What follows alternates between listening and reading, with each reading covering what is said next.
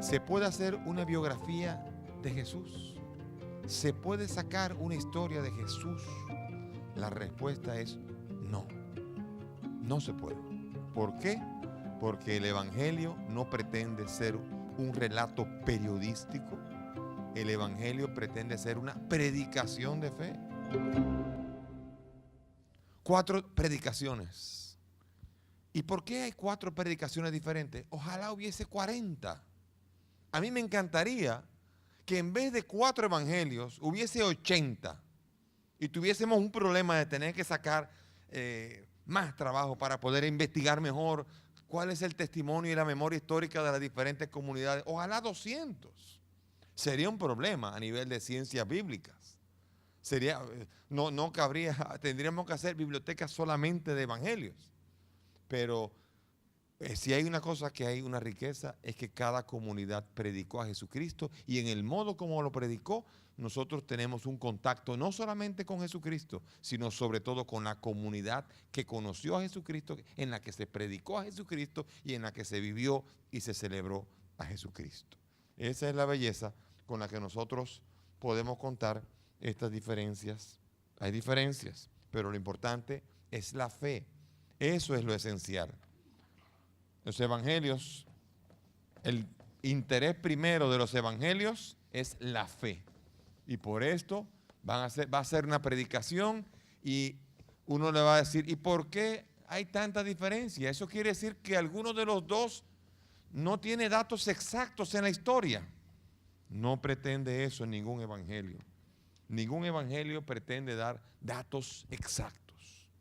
¿Por qué? Porque cuando usted está predicando el amor de Dios, cuando usted está predicando, usted usa su propia biblioteca mental para predicar. Usted no está utilizando el manual, todos usando el mismo manual de teología. No todos usamos el mismo manual. Cada uno habla de la experiencia, otro habla desde la doctrina, otro habla desde lo que ha sufrido, otro habla de cualquier realidad. Y cada uno va a tener y va a aportar una riqueza dentro de esto. Bien, entonces, el nacimiento del Nuevo Testamento. Vamos aquí a meterlo. El Nuevo Testamento, la línea. Una interesante línea que comienza en el año 0, pero hay un problema ya. El Jesús histórico, tenemos que decir que es desde el año -4. Desde el año -4 hasta el 30. Más o menos la muerte del Señor. Es posible que haya vivido cerca de 34 años, poco más, poco menos. Ese es el Jesús histórico. Aquí no hubo libros, como he dicho antes. ¿Por qué se calcula en el año 4? Hubo un monje en el siglo VII al cual se le encargó de hacer todos los cálculos a partir de allí acerca de lo que sería la fecha de la historia. Entonces el calendario se fue rigiendo sobre todo sobre ese cálculo. Él no calculó aquello de los años bisiestos. ¿Recuerdan que el año bisiesto no es solamente cada 4 uno exacto? Hay unas décimas. Por tanto, el calendario gregoriano, cuando se aplica el calendario gregoriano para calcular todos esos puntos tanto que se habían faltado, resulta que cuando uno lo suma a lo largo de 1500 años, uno le da un periodo de cerca de 4 años de diferencia. Y entonces uno dice, ¿qué hacemos entonces? Entonces, si tenemos que poner a Jesucristo la fecha -4 como 0, usted se imagina el lío. Usted se imagina ahora todas las fechas, no 1492, no 1496, no 1844, no 1848. No. O sea, no vamos a hacer esto. Es cierto, para calcular, hay estudios que hacen para saber en ese año, porque nace durante un cierto emperador, durante un cierto gobernador, por lo tanto, en este tiempo, estamos hablando de que no pudo ser en el año que llamábamos 0, según el calendario de Dionisio. No sé si me debe entender. Es un error de cálculo. Ahora, ¿cuánto debió vivir el Señor? ¿Cuánto vivió el Señor? No lo sabemos. Lo que sí sabemos es que Lucas 3:23, busquen por favor Lucas 3:23, nos trata de hacer, les recuerdo que Lucas es el que más trata de hacer historia. El evangelista Lucas es el que más trata de ir a los datos lo más exacto posible. Es el que más se acerca a un intento de historia, aunque tampoco lo haga. Lucas 3:23 dice, Jesús tenía al comenzar unos 30 años. Unos 30 años. O sea que esta es la época, el Señor murió, el Señor vivió, hizo obras, señales. Solamente contamos con lo que nos llega. Podemos hacer una biografía de Jesús, muy difícil. No contamos con los elementos para una biografía. Hace demasiado tiempo, 2000 años atrás, demasiados elementos con los que no contamos. Contamos con flashes, que son flashes que marcaron la fe. Y con ello podemos quedarnos. Pero tratar de hacer, es el esfuerzo que han hecho cantidad de autores, tratar de buscar una biografía de Jesús.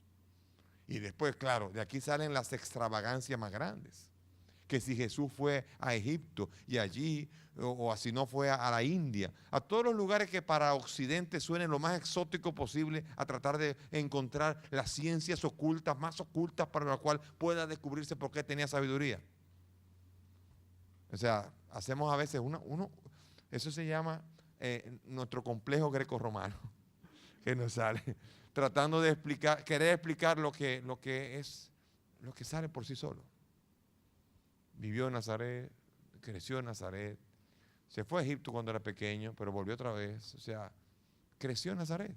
Entonces, ¿por qué tuvo que ir a la gran pirámide? Porque hay uno que cree en la gran pirámide y de Mojigán, entonces a todo el mundo a creer que Jesucristo. El otro que no, que cree que fue en la India, que ahí está la gran ciencia de Bananda, ese, ahí fue.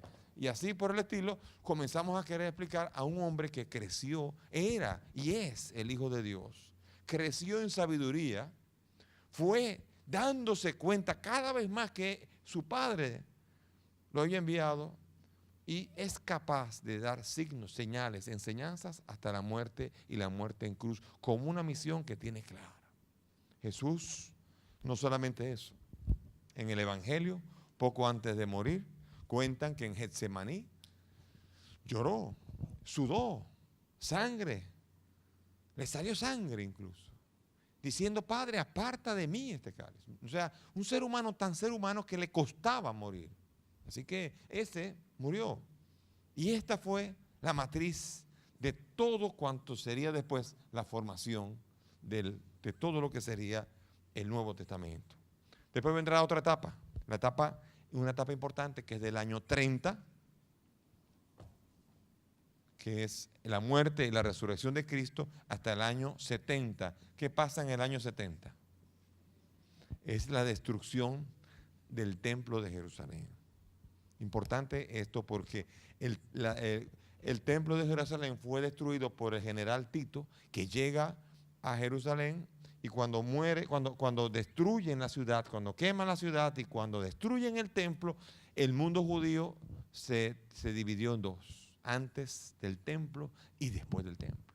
El templo, que es el lugar alrededor del cual giraba la fe de Israel, es destruido y tiene que irse a Yamnia y tiene que comenzar a ser resilientes desde otro lugar. Pero para nosotros nos marca esta época. Esta época tiene una característica. Hubo una persecución. ¿Quién fue el emperador de esta época? Nerón, el más cruel de los emperadores. Aquí, bajo este emperador, murieron los dos grandes, Pedro, Pablo. Mueren en esta época, entre los años entre el 62 y el 65 más o menos, mueren. Mueren bajo la persecución, ambos en Roma.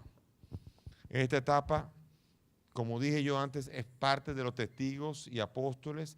Entonces ahora va a haber dos partes porque mientras en unas comunidades ya van a comenzar a redactar, en otras se va a redactar mucho más tarde. Aquí van a surgir algunos libros ya. Van a surgir algunas obras. Las obras que van a surgir aquí va a ser las cartas de San Pablo, Tesalonicenses. Aquí va a ser Romanos. Aquí va a ser Corintios. Aquí va a ser 2 Corintios. Aquí va a ser Gálatas. Aquí va a haber algunas otras más, como por ejemplo la carta de Santiago. La primera carta de Pedro. Evangelio, va a surgir por fin aquí el Evangelio de Marcos en el año 64. Van a surgir cerca de 11 obras más o menos que van a nacer en este periodo, en un periodo de persecución. Todas estas obras son obras violentas. Por ejemplo, si usted compara el evangelista de Marcos, lo compara con el evangelista Mateo o Lucas, que son de esta época, Marcos es muy dramático. Es muy dramático en la narración, es más corto, no hay tiempo, están persiguiendo. Usted no se puede tener a explayarse, a escribir que si la Virgen dijo, no, rápido, que murió, resucitó y toda la fuerza que hay en la narración es una narración violenta.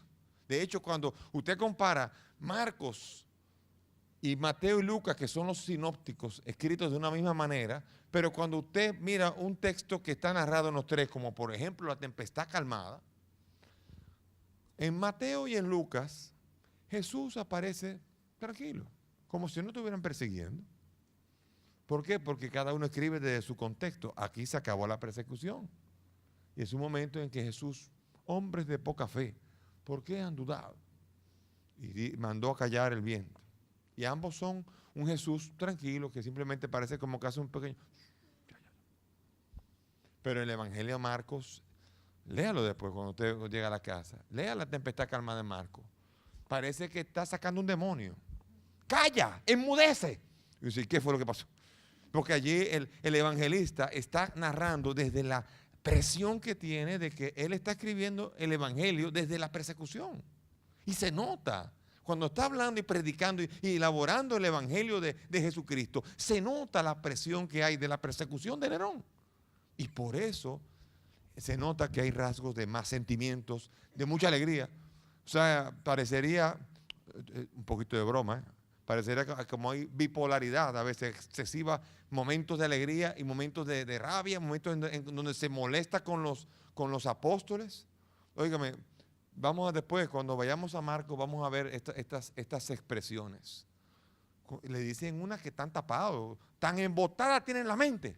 No entendieron cuando le dan boche porque no entienden cuántos panes y peces sobraron de la multiplicación.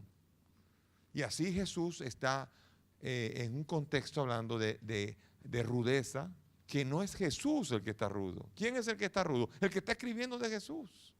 Y es normal, y tenemos que aprender a leerlo desde esa óptica para que podamos entender algunas de las diferencias y algunas de las actitudes cuando uno está leyendo un libro que está escrito aquí y un libro que está escrito acá. Son diferentes. Y así San Pablo, sus cartas, como él murió tan pronto, todas las cartas fueron escritas. Pedro también, y así Santiago, y así también Marcos. Aquí aparecen 11 de los libros.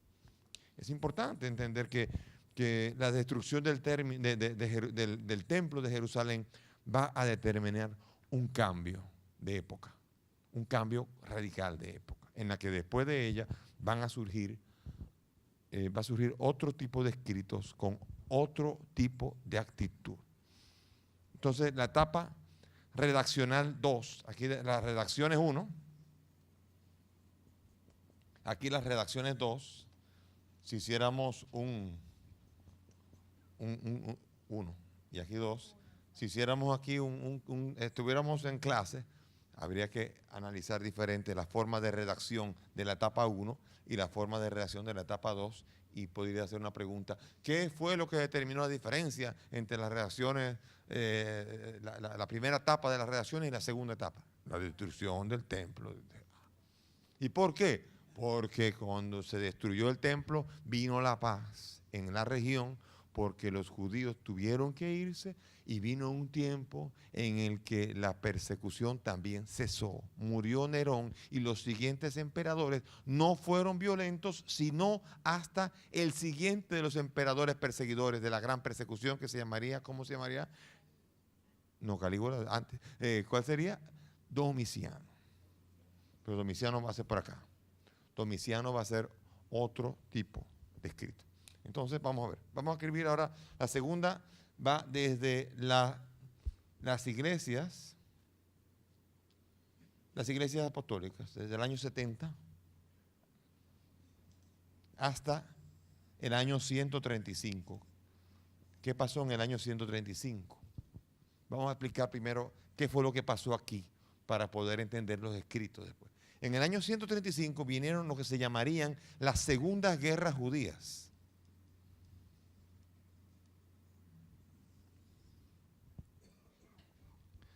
Les recuerdo que el mundo judío todavía hasta ahora tiene casi una obsesión por el lugar. De hecho, no puede construir el templo porque allí está construido una mezquita. Y si se ponen a cuquear mucho, los cientos de millones de árabes van a tener problemas. No pueden tocarlo, pero ellos siempre han tenido el lugar santo como el lugar donde tiene que ser reconstruido el templo. Entonces, en el año 135 llegaron las segundas guerras judías, que fue un intento desde el año 132 hasta el año 135, un intento de sublevarse y de volver a tomar otra vez la tierra, el templo, para volver otra vez a reconstruirlo de nuevo. Lo que va a tener consecuencias catastróficas para el mundo judío. Se metió con el grande, se metió con el fuerte. Eso va a traer consecuencias nefastas. Reflexiones. Ningún evangelio pretende dar datos exactos de la vida de Jesús, sino su predicación. Ya regresamos.